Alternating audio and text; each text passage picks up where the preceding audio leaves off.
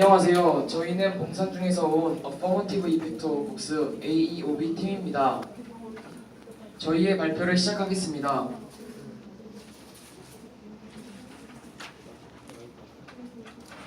저희는 수레바퀴 아래서라는 책으로 여러분들께 이야기를 드릴 건데요. 저희의 이야기는 토론으로 생각한 공감과 감동, 그는 어째서 자살을 했을까, 정형화된 사회의 모습, 어른들과 우리들의 이야기, 우리들의 생각을 말하다입니다. 저희는 첫 번째로 저희가 토론을 통해 공감과 감동에 대해 이야기를 한 내용을 여러분들께 말씀드리고, 두 번째로는 이 이야기 주인공 한스가 비극적인 결말을 맞이할 수밖에 없었던 이유를 말씀드리고, 세 번째로는 이렇게 틀에 박혀서 정형화된 사회의 모순은 무엇인지를 이야기하고, 네 번째로는 온전히 이 이야기는 어른들의 잘못을 꾸짖는 것인지 과연 한스의 잘못은 없는 것인지에 대해 이야기해보려고 합니다. 마지막으로 저희는 어른들과 우리들 그 이의 딜레마는 무엇인지 이야기해보고, 이 딜레마에서 해답을 찾을 수 있을 것인지, 과연 이 딜레마는 영원히 이어질 딜레마인지에 대해 이야기해보려고 합니다. 저희가 준비한 줄거리 영상을 보도록 하겠습니다.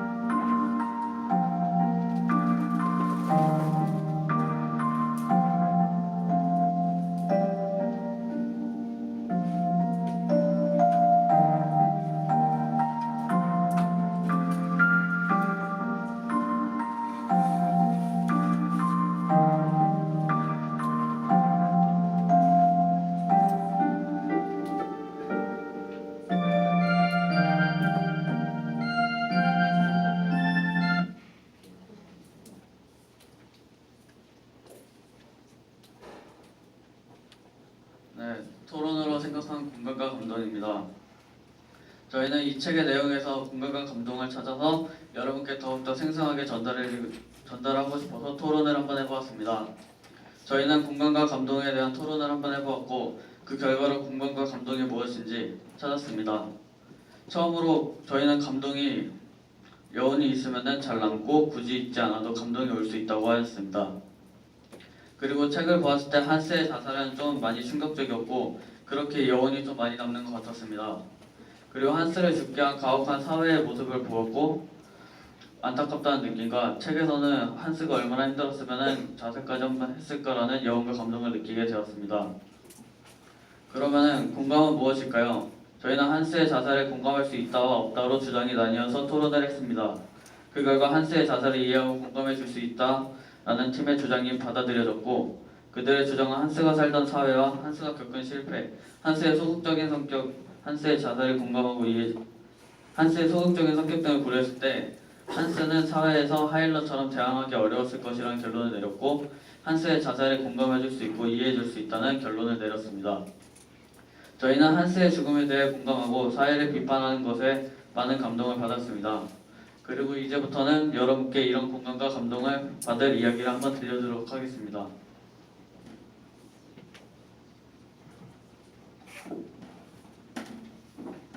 그는 어째서 자살을 했을까요?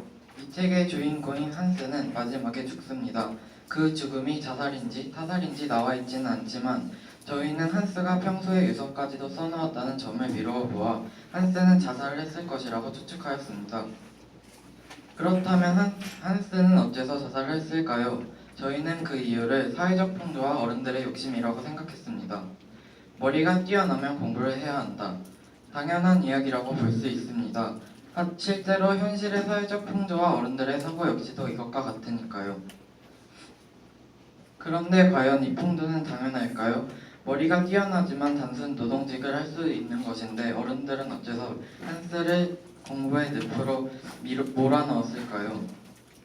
이런 어른들의 욕심과 사회적 풍조 때문에 낚시와 자연을 좋아했던 평범한 소년인 한스는 신학교에 다니는 기계공으로 불리며 불행한 생활을 하다 비극적으로 생을 마감하게 됩니다. 과연 이런 사회적 풍조가 이런 어른들의 욕심이 인정되어야 하는 것일까요? 낚시와 자연에 관심을 쏟는 아이들에게 그 아이가 가고 싶은 길을 오롯이 갈 수 있게 지원해주는 사회적 풍조가 형성되어야만 우리는 더 나은 미래를 꿈꿀 수 있을 것입니다. 하지만 우리나라 현재의 학생들 대부분은 공부에만 몰두해 자신들의 적성에 맞는 직업도 모르고 공부만 하는 학생들이 대부분입니다. 무조건 학생들에게 공부를 강요하지 말고 꿈과 끼를 찾을 수 있는 자유학기제와 같은 여러 제도들이 확립되어야 할 것입니다. 특히 저는 야간자율학습 제도를 비판하고 싶습니다. 여러 네티즌들은 야간자율학습을 감옥에 갇힌다라고 표현합니다. 이처럼 야간자율학습이야말로 획일화된 사회를 만들고 개성을 무시하며 제2의 한스를 양성하는 제도라고 생각합니다.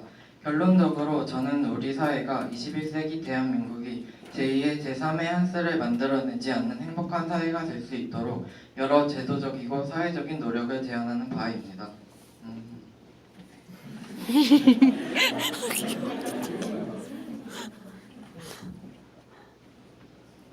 저는 이러한 예로 한 나라의 사례를 소개하고 싶습니다.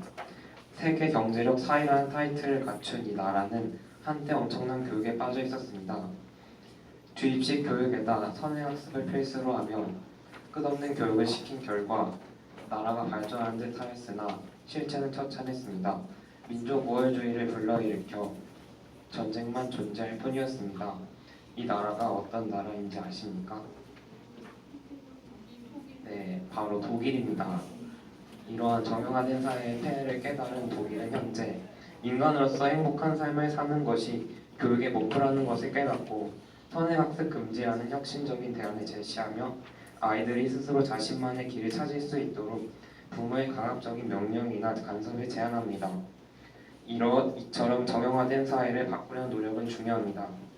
하루빨리 모두가 교육의 목표는 인간으로서 행복한 삶을 사는 것이라는 것을 인식했으면 좋겠습니다.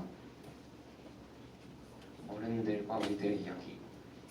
어른들과 우리들은 서로 이해하기가 쉽지 않습니다. 어른들은 자신들이 살아온 삶에서 그들이 후회했던 것들 우리가 되풀이하지 않기를 바라며 끊임없이 조언하고 지적합니다. 어른들 역시도 우리의 나이일 때에는 어른들이 잔소리가 싫어서 반항을 해온 것을 잘 알고 있지만 우리만큼은 그렇지 않게 바라는 마음일 것입니다. 물론 우리들이 잘 따라줄 수 있다면 좋겠지만 우리들의 입장에서는 나름대로 자신만의 생각이 있고 어른들의 입장에서는 그런 아이들을 보며 자신이 후회했던 삶같이 될 것 같아 서로를 이해할 수 없는 것이 현실입니다. 우리들의 생각. 우리 사회는 점차 개방적으로 바뀌어가고 열린 사회로 나아가고 있습니다. 하지만 아직도 어느 정도는 정형화되어 있고 규격화된 틀이 존재합니다. 이런 정형화된 사회보다 더 중요한 것은 개개인이 아닐까 싶습니다. 저는 소설을 읽으면서 한스가 조금 더 표출할 수 있었다면 하고 생각했습니다. 그저 아버지와 주변 사람들의 욕심으로 채워진 수레바퀴에 저항도 하지 못한 채 깔려간 한스의 모습이 안타까웠기 때문입니다. 이제 사회가 많이 바뀌었지만 여전히 소설 속 상황과 비슷한 상황도 존재합니다. 만약 제 옆에 한스 같은 친구가 있다면 한스의 개성을 인정해주고 생각을 자유롭고 소신 있게 표출할 수 있도록 도와주고 싶습니다. 그런 사회를 만들어가는 노력이 필요할 것 같습니다. 참가하지 못한 팀의 영상 편지를 잠깐 보시겠습니다. 안녕하세요. 저는 대전 봉산중학교 3학년 교동석이라고 합니다. 제가 직접 대회에 참가하지 못하게 되어 아쉬운 마음에 영상 편지를 남겨보도록 하겠습니다.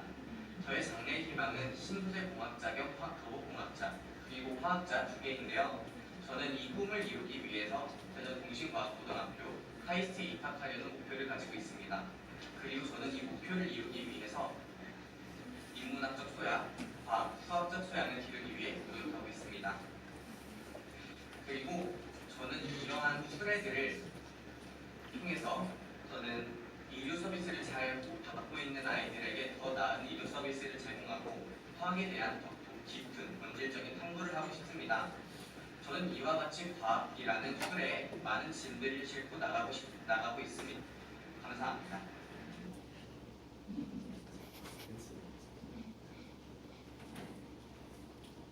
여러분의 수레에는 무엇이 담겨 있나요? 혹시 여러분도 한스와 같이 수레 아래에 깔려 계신 것은 아닐까요? 한스와 같이 남이 올려주는 짐에 너무 무거워져 주저앉지 마시고 자신만의 길을 갈 수 있기를 바랍니다. 이상입니다.